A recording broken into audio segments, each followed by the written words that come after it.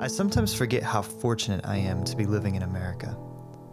Even though I may be in a tough place or have less than others around me, it still seems that I have more than people who live in a different country. You see, Mexico is no exception to this.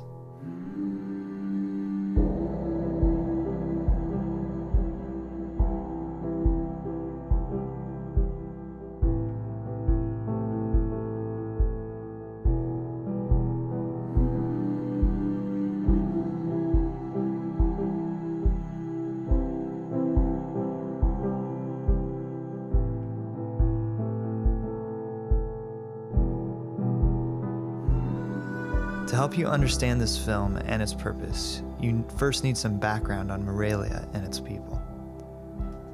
Morelia, Mexico is a big city. It's just under 1 million people. It has a beautiful downtown that was constructed in the 1700s. But you see, there's just no skyscrapers anywhere, just houses upon houses upon houses. And the Morelia is surrounded by these ranches, where many of the wealthy live. They employ a lot of people, but when jobs are no longer needed, the hired hands are put out on the streets. And with no jobs at the ranches, most head to the city, where they hope to find work, but there's little to be had. So if you can't find a job, if you have no money, or maybe you're widowed or physically can't work, this is where you live.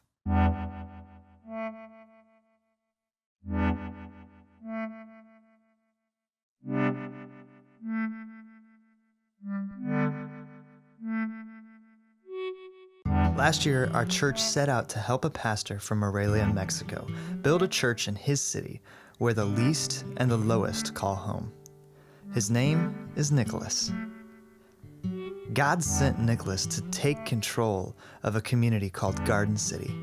And when I say take control or take over, I mean this man knows everyone. Para los líderes.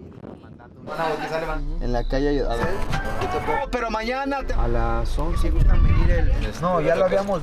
He cares for everyone, and he wants to see these people, his people, made whole again and given hope through the power of Jesus. All this, many people here. Yeah. My promised land. Go to the mountain and pray for the people. That's exactly why he wanted to build a church right where the church was needed most. Last year, we asked Living Water for $25,000 to build a small church on a tiny lot of land. The hope that we want to give is by building a church in Morelia, Mexico for Pastor Nicholas and his congregation of people. That our goal is to raise $25,000 to build this church. We were shocked by the response of so many as they helped build this church, and we raised over $45,000.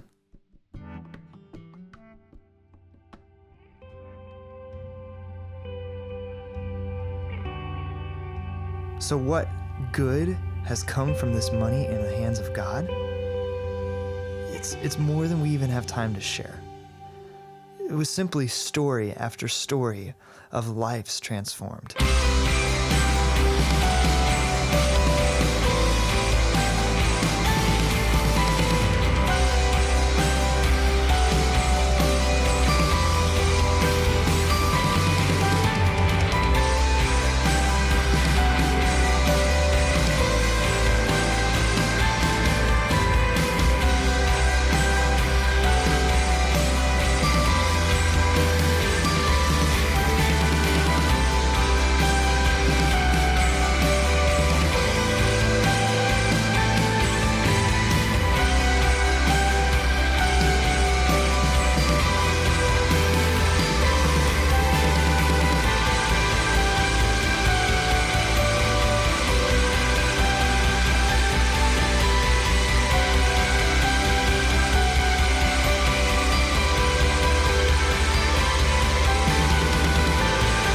I was also amazed and impressed because this money not only built a church, but provided jobs for men who didn't have work.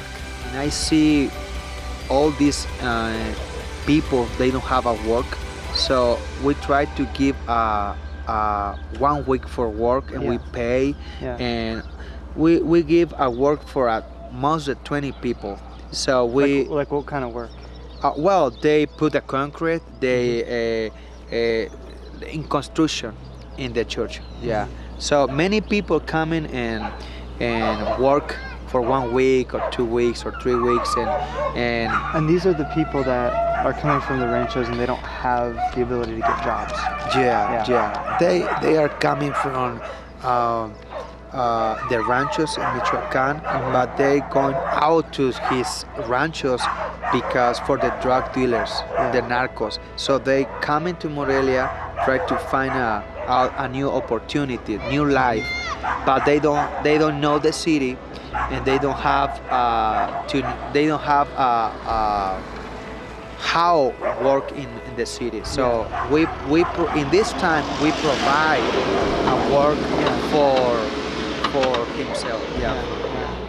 We need create opportunities to work because the people is not a bad people, you know. They try to make a new future, and they try to bring food at his table, you know. But I feel in my heart I need to think, and now that is my ask to the Lord. What can I do for provide a work? Because they are not a lazy people. They want to work, but they don't know the city, and I want to share, if you want to share to the church, and pray for that. Because if I want to create idea, something for people can come and work in something. So Sunday morning, I woke up with just such an excitement. It was today we would be opening the church to the public for the first time.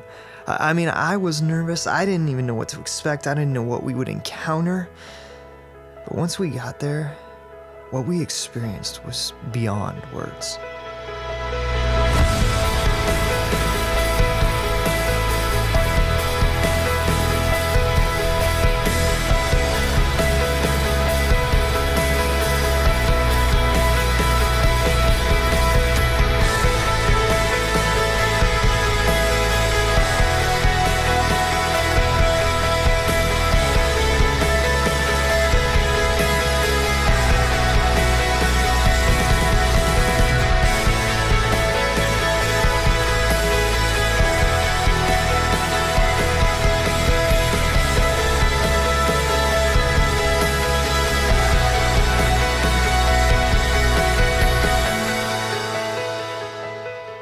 I think for the first time in my life, I finally understand what it means to be part of God's kingdom.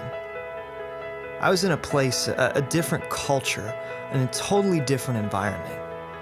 And it was in that moment that I realized by living water, giving generously, we were part of the kingdom, and we empowered people like Nicholas to bring the hope of the gospel to his community, to his world.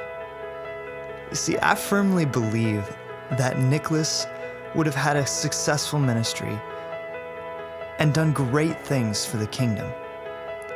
But because we were able to come alongside him and partner with him by giving generously through the Christmas Give, Nicholas was able to take leaps and bounds forward in his ministry that he would have never even imagined. This is the power of the kingdom and a kingdom mindset when we start to think outside of ourselves and give to things that are much bigger than us. And now I can say, God is with me. God is with me every time, but when you can see the people help you, is the hands of God in the earth. We can be the hands of God in the earth, and that is awesome. Thank you for help us. Thank you for pray for us. We need you. Thanks for coming.